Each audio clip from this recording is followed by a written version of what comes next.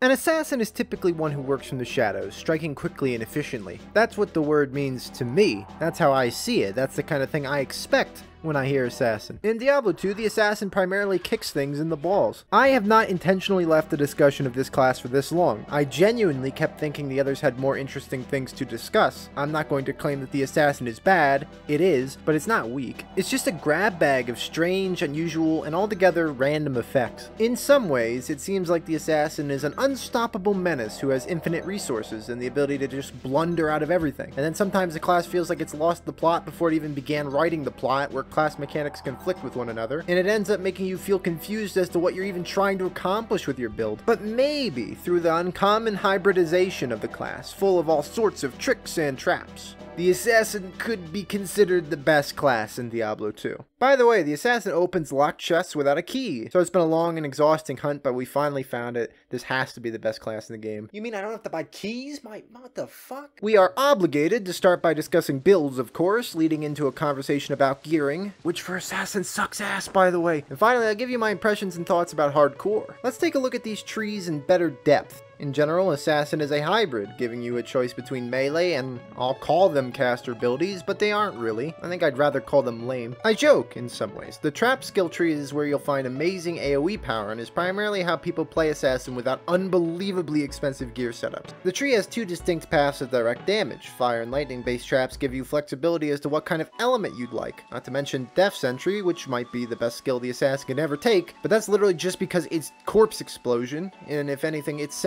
better than Corpse Explosion, but the way it works is kind of annoying. We will get there later. So beyond budget sorceress stuff, we have a few skills that offer you kind of a repellent. Physical traps offer a way to deal damage in a radius around you, but in general these are underwhelming. Builds will take them sometimes, but if you ask my opinion, I'm starting to think Barbarian is looking pretty good. Thank you. The martial arts skill tree is where you'll find a lot of skills derived from your melee ability. Also, for some reason, you'll find many more elemental skills on this tree, which leads me to believe that Blizzard, when developing Lord of Destruction, hated the idea of getting stuck on elemental resistances, and made both Druid and the Assassin really good at dealing multiple damage types. There's so much jank to this tree, and it's where I find the class to be overwhelming. I genuinely don't like the amount of things that I'm being offered. I don't want to read this. It gives you a seemingly huge amount of choices, but it boils down to being really inflexible and unintuitive. This seems like a good time to mention that a good chunk of Assassin stuff is pretty much only PvP oriented. Of course, you can find PvM uses for anything, but they gave her a lot more stuff that had better effectiveness in non-monster situations. Kill your neighbors! Finally, we have Shadow Masteries, which is our passive-esque tree. Pretty something, this tree.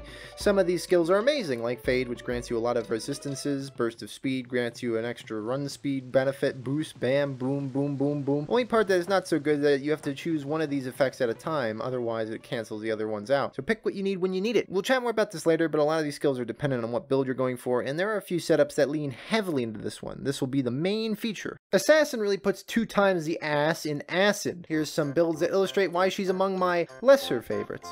As always, if you love a build, I totally think that's great. That being said, grab my garbage can and get it ready because some of these are going in it. We start today with Traps in because it's not going to take us long to get through this entire skill tree. I'll preface this by saying that these abilities are top tier early game. They are powerful, efficient, and better at clearing groups than most other skills. Here's your perks. Get them while they're hot. You have Fire and Lightning damage types, giving you an amazing dual element spec. So you can just throw out the various traps when they're applicable. Immune to lightning, throw out Wake of Fire. Fire immune, throw out Lightning Sentry. Immune to both? Well, if you've got some corpses on the ground, Death Sentry will Corpse Explosion them their mobs, and that'll give you a chance to cheat past their immunities. In addition, it shoots a weaker variety of Lightning Sentry, so it's never bad to have out. I got some cons for you though. You have 5 max turrets. Half these skills suck. Without gear, get your NASCAR gear on. You're going to be making some circles here for a while. I don't like the strength of this build without any good gear. That tends to mean get infinity again. Boy, rune words, am I right? Really spices up the game. Once you don't care about immunities and things just eat more damage, you are in for a treat. This build is a good clearer and it's remarkably safe.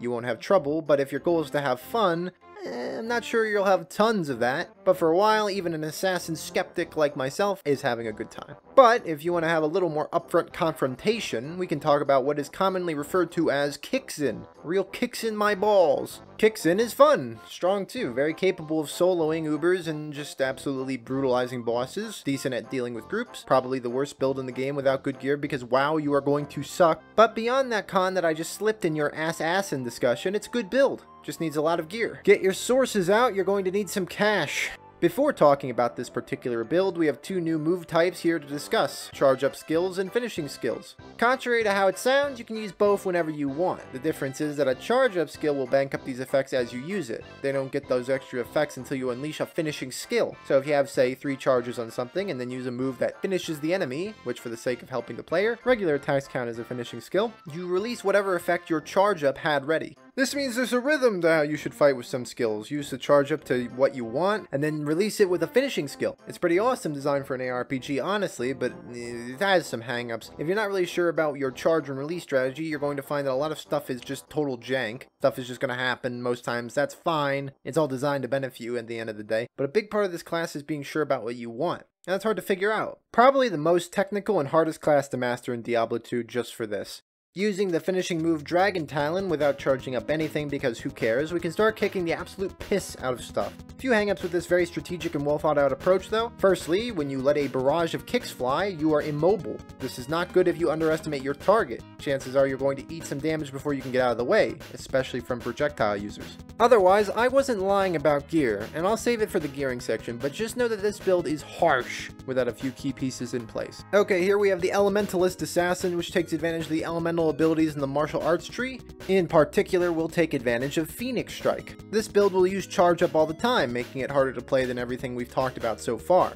Phoenix Strike gives you the grab bag of a bunch of different elemental effects. Got Meteor in there, which is probably the strongest one to use, some Lightning, some Frost. This makes the rest of the tree synergize and power up their respective effects. Also, it probably makes this the only single skill in the game suitable for every single encounter. That's pretty cool, one cannot deny. At the end of the day though, this build is just good. You're not going to be winning many awards for speed or damage, but nothing will get in your way. Plus, it makes Infinity that much better to have. That's what you wanted, right? I mean, who doesn't want more reasons to do 10,000 lower Cuirass runs for burrs? Okay, got a couple more builds, although the amount I care to A, chat about them, or B, talk about them is wearing down. Still, you should get a good idea of how this stuff works. I'm useful in some regards. Vampire Sin is a martial artist build that uses Cobra Strike and Shadow Master to help you be effective. Cobra Strike is a charge up skill that leeches health and mana from the enemy, depending on how many charges you build up. Using a finisher will cash in those juicy stats. It gives you good sustain, and in conjunction with that master I mentioned, you will have a lot of nothing, nothing, and nothing going on. It's defensive and it's pretty safe. Not bad, not good. Next. Before I go to the next build, I want to mention two skills, the Shadow Warrior and the Shadow Master, both of which are just like clones. They're basically Amazon Valkyries to help support you in your endeavors. The way this works is the Master has better stats, but you can't control what they use. The Warrior uses whatever you currently have on your left and right skills, so you can kind of puppeteer this minion. And that's cool and reserved for those intelligent players out in the community who like to micromanage things. Finally, we have what one could call the passives in. Using points primarily in the Shadow Mastery tree, you can get a really beefy Warrior or Master. And yeah, the rest of this build is you walking around and slapping things with venomated claws, or honestly whatever you want. The clone will do what you do, so if you use a bow it will use. Do you like, it's assassin. Eesh. Alright, okay, good, that's nice. Let's complain about some gear.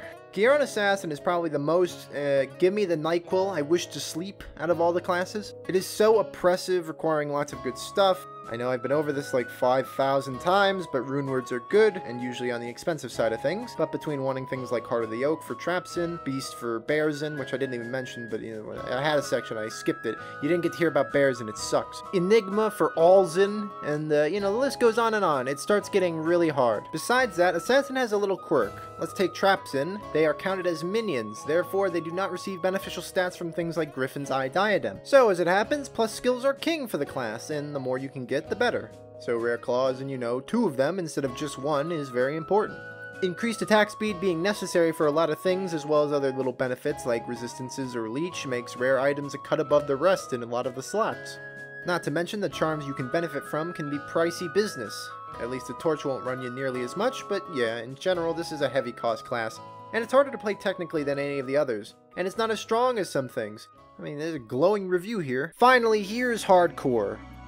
I rank Assassin as good. Good damage if you don't care how fast you're going, good survivability with Fade, good speed as an option if you need to make a quick getaway. Yeah, honestly, this is the big perk of the class to me. You have more strength than some to get through the hardcore game, and you get to be quite an outlier. How many people play with Ass at the end of the day? Not many D2 players, hee hee. Okay, well this is again the end of the video, and where does Assassin's Judgment fall? She's not the best class in Diablo 2. She's good, she's fine, but there's so many weird elements that I'm not even sure where I'd place it on a tier list. Like maybe in the middle, maybe not. It's it's up for debate. And if you love Assassin more than anything else, hit me up in the comment section, tell me your opinion, and hit subscribe on your way up because why not? You're there anyway. Effort. Fucking pause the fucking audio. Okay, 6 down. You know what's next. It's Mr. Bullshit himself. Let's see how he does. I'm gonna guess good.